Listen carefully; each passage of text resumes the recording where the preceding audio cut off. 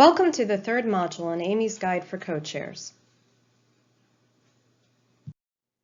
This module provides guidance to co-chairs regarding potential conflicts that can arise during comment resolution discussions and offers approaches for resolving these conflicts. Co-chairs should keep in mind that changes to standards can have an impact on organizations both procedurally and economically, which can lead to conflict within the committee when resolving comments. Understanding the impact on individuals or organizations can provide helpful insight for determining the most effective method for resolving the conflict. Before beginning the discussion of the comments, the co-chair should describe the approach that will be taken and seek the committee's agreement or discussion on the approach before starting to review and resolve comments.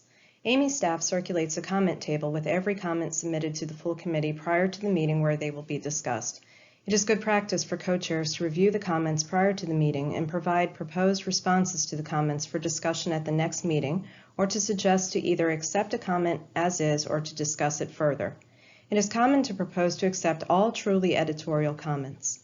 If available, co-chairs' proposed responses to the comments can also be provided to the committee in advance of a meeting by circulation by AAMI staff. This approach can assist in efficiently resolving comments in the allotted meeting time.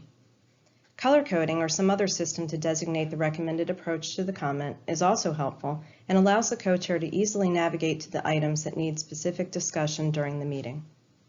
All technical and editorial comments are open for discussion, including those that are recommended for acceptance, in case a committee member wants to discuss or object to the acceptance of a comment.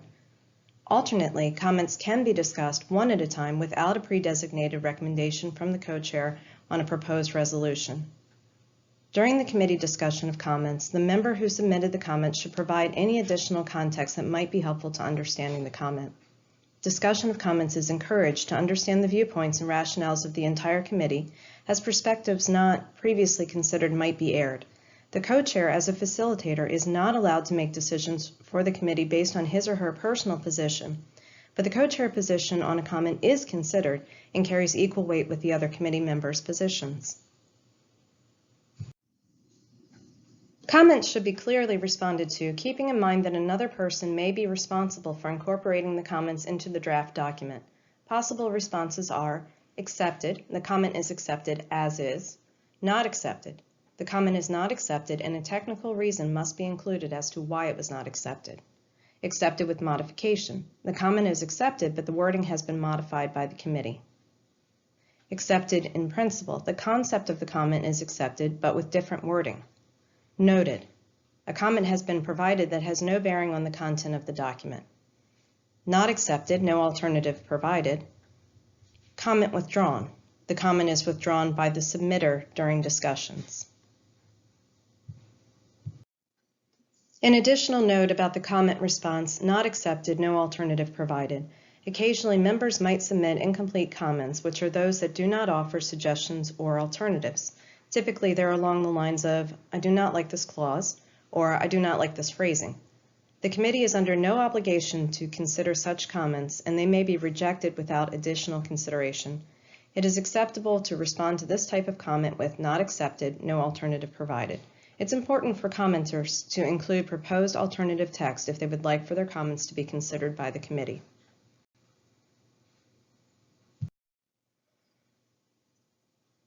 There are several techniques that may be used to resolve conflicts. Most importantly, however, conflicting comments should be discussed in meetings to allow all parties a chance to discuss the merits of their comments and for other members to have the opportunity to add additional perspectives. One approach to resolving a conflict on a comment is to step back to the point at which two or more members agree on the topic and then move forward to find out exactly where their viewpoints diverge. Often at the root, the difference is based on personal experience or product knowledge. What one person knows about their product, they may assume is true about other products as well. Once the point of divergence is known and discussed, the resolution to the conflict might be obvious. Other times, the conflict might be due to the intention of a clause not being clearly stated in the text. If poor or inadequate word choice is the cause for conflict, discussing the intent of the clause and wordsmithing can usually help to resolve those issues. Also bear in mind that what one organization might view as a best practice might be difficult for another organization to implement. This type of conflict often can be resolved by moving the section in question out of the normative text, the body of the standard, and into an informative annex. There are many regulations and standards affecting medical devices. It's likely that at some point in the co-chair experience, he or she will encounter comments that conflict with other standards or regulations. In the case of this type of conflict, there are three options. Change the proposed document to align with the pre-existing document, create a deviation in the document with justification for the deviation, or propose a change to the pre-existing document by approaching the governing committee for that document.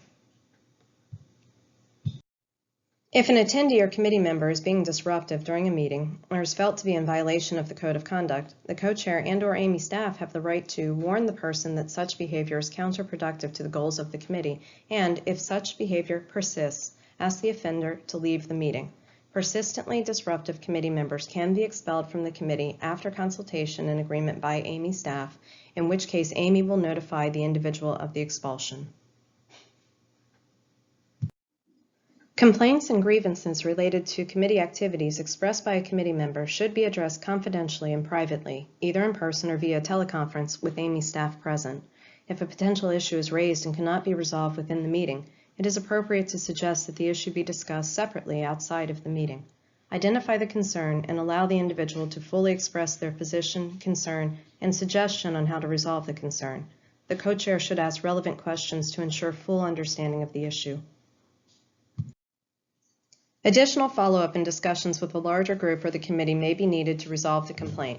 Complaints about co-chairs should be directed to AAMI staff, who can help to understand if the complaint is related to a technical issue within the committee, a personal issue with the co-chair, or how the co-chair handled a specific task or issue. That's the end of Module 3. The next module is an overview of the AAMI standards development process. If you have any suggestions for improving either the co-chair guide or this module, please forward suggestions to standards@aami.org and be sure to include co-chair training in your email subject line. Thanks for listening.